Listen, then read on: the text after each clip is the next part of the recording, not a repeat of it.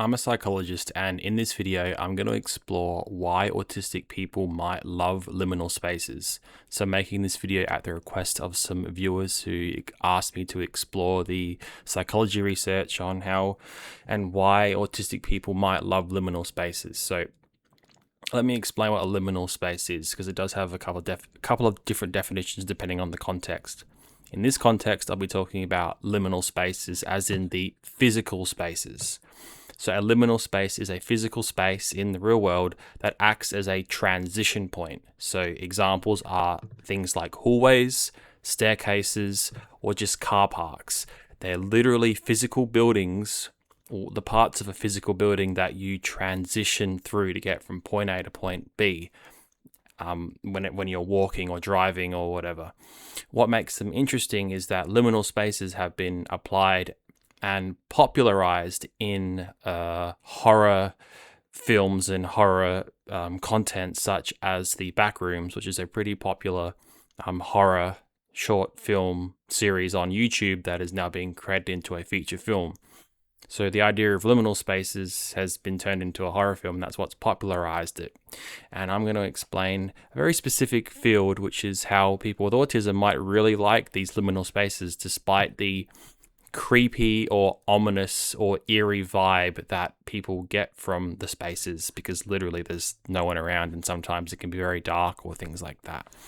So let's get into it. Spoiler alert. There has literally been no research on this topic, as in liminal spaces as described by popular horror films like The Backrooms and other big, franchises like that. This is such a niche field that there is no research on it, which is really interesting, because that means that if you are a budding PhD student looking for a research project as a psychologist, well, I've just given you your next research project. Here's an example of another liminal space. It's these transitional places that you walk through, although I think that's water, but the idea is that you can still transition through it by walking along the sides here. So because the evidence is quite limited, and by limited I mean completely non-existent, we have to infer why people with autism might really like these spaces. And I'm going to be applying my personal observations of why I think so, based on the research, but also based on me working with hundreds of people with autism and what I've learned via supporting them.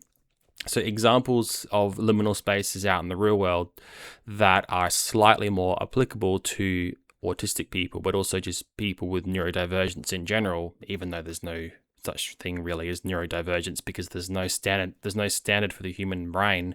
But examples are liminal spaces in the workplace, so corridors, stairwells, and moments of withdrawal to manage social pressure. So these are, as I'll explain in a second, this idea of managing social pressure in these spaces can be quite beneficial for people with autism and possibly ADHD. And there's some other parts here. You can pause the video and read as you want. So I'm going to be presenting 4 reasons why I think people with autism will really resonate with liminal spaces. See, here's another example here of a space that has literally almost nothing around.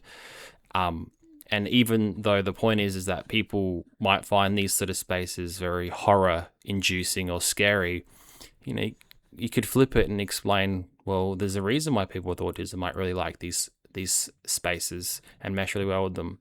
And the 4 reasons why, which I'll get to in a second, is low social demand, pattern salience, low clutter and cognitive load, and refuge and transition. So these are the 4 reasons that I think people with autism really like them. So reason number 1, low social demand. So for some people, particularly those with autism, of course, a liminal space could be very beneficial for you, because there is literally no one around, and therefore your sense of social obligation will be substantially reduced, because you can sort of just walk through a space much like this, and there's very much low social demand. There's very few unwritten rules to decode, fewer faces and intentions to decode, which seems to be a major dilemma in the people with autism that I work with, and probably just the wider autistic space. And there's also less pressure to perform in a shared space, and more room for temporary withdrawal without any perceived social penalty. So I think that's reason one. Reason two, lower clutter, lower load. So there's literally less competing demands on your senses in a liminal space, which works quite well for the autistic crowd on the basis that they find sensory information. So sensory things are things that you can see, touch, taste, smell, and hear. I don't think I got all five of them. Doesn't matter. But there's less of those competing sensory demands in a liminal space. So you'll have less competing motion to absorb. There's less chatter, and there's less having to rapidly switch between competing sensory demands, like listening to all the other background noise of people talking and the very dialogue in front of you, which means there's less multitasking of the sensory input, which, because the whole environment of a liminal space is literally easier to pass because there's less sound and noise and different sensory issues to process simultaneously. Okay. Reason three, people with autism love predictability, repetition, and symmetry. So this is pattern salience. So a liminal space, see, here's another example of a liminal space. It's literally a hallway that you would transition through.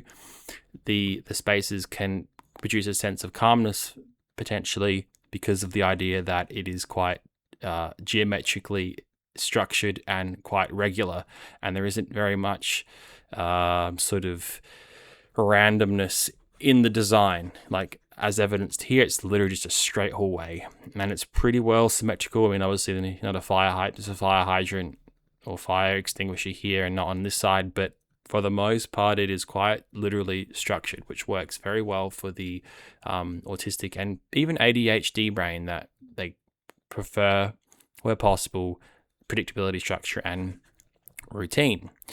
Which also means that, because people with autism, what can happen is they can have a very fine detail sensor for sensory information in the environment.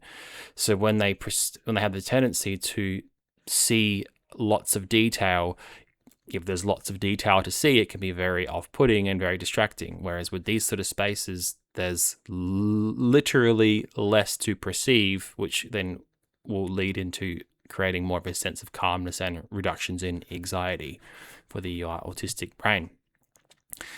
Reason number four, and the last reason, refuge and transition.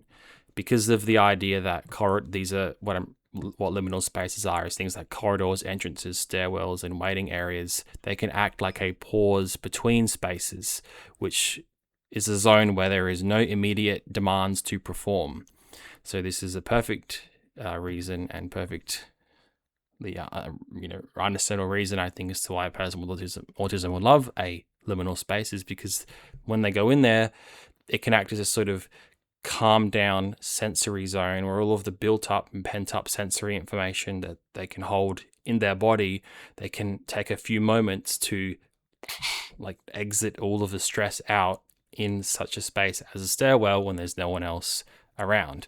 So it's literally perfect. It's a zone that acts as a sensory buffer for to pause and effectively decompress. So yeah, that's this slide just talks about why the same spaces could feel awful for some people. So some people might like liminal spaces because they're ordered, low demand, and quiet and predictable, and rich in symmetry and repetition, and other people might perceive the exact same space and hate it because of the fluorescent light. It's echoing, it could be entering the uncanny valley, and it's hard to orientate within. So it's really interesting, isn't it? An autistic brain might look at an environment like this and think, perfect, low sensory demands, perfect. And then another person with autism or ADHD, or just a non-autistic or ADHD person altogether, might look at this space and think, oh, horror, harsh, run. It's really interesting, don't you think? The same space can be perceived differently by different people. And yeah, it's actually quite fascinating now that I'm really thinking about it. Maybe I should be the one to do the PhD on this subject matter. It's actually quite interesting, but I'm not really a researcher. I'm more of a practitioner and clinician. So that is pretty much the end of this little video presentation about why, if anyone with autism is watching this video that's wondering why, I wonder why I could like liminal spaces more than regular spaces. Well, here's the 4 reasons that I think based on my experience, but also the psychology research literally backs up everything that I'm saying. So yeah, thanks. Thanks for watching this video. I'm a psychologist from Australia. Subscribe for more if you're interested in more content like this, and suggest stuff in the comments as well if you want me to explore.